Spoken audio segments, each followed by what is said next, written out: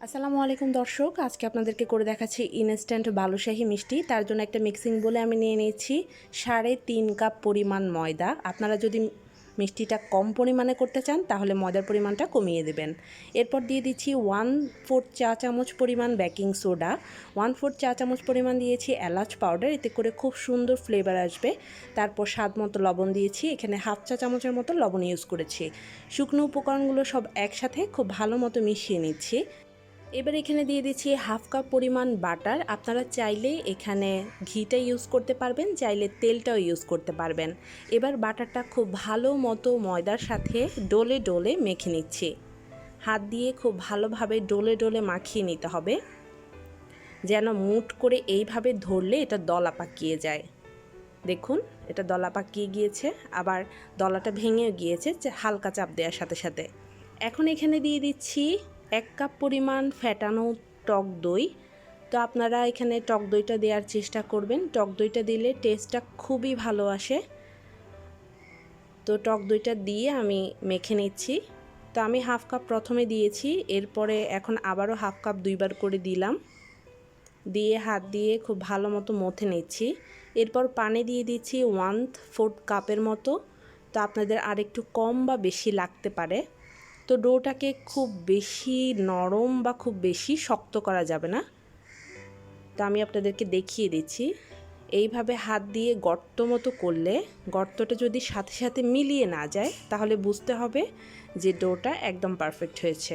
তো দেখতে পাচ্ছেন গর্তটা কিন্তু মিলিয়ে যাচ্ছে না, তার মানে ডোটা একদম পারফেক্ট। এখন ঢাকনা দিয়ে ঢেকে ডোটাকে রেস্টে রেখে দিচ্ছি 30 মিনিটের জন্য। ফিরে আসছি ঠিক 30 মিনিট পরে, এর মধ্যে ডোটা পারফেক্টলি সেট হয়ে যাবে।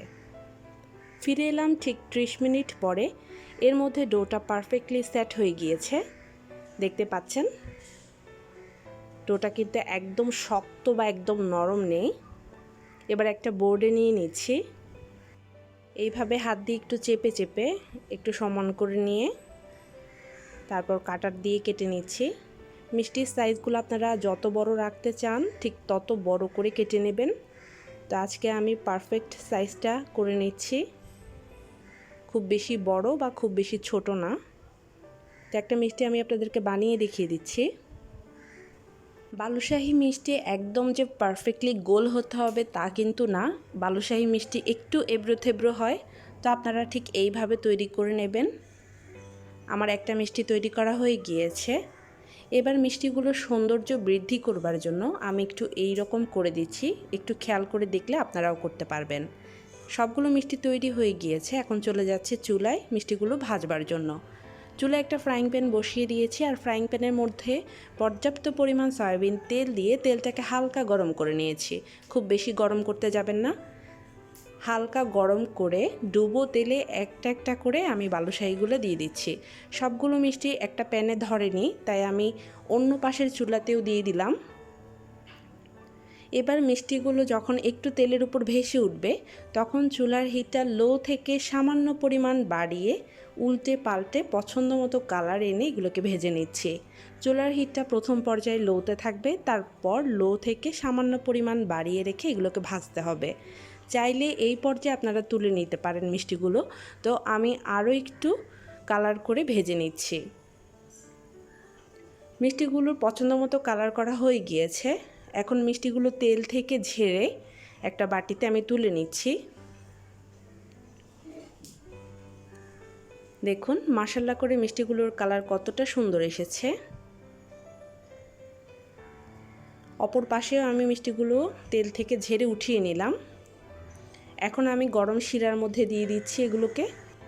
অন্য পাশে চুলায় একটা হাঁড়ি বসিয়ে আমি 2 কাপ পরিমাণ চিনির সাথে 2 কাপ পরিমাণ পানি দিয়ে একটা শিরা তৈরি করে নিয়েছি।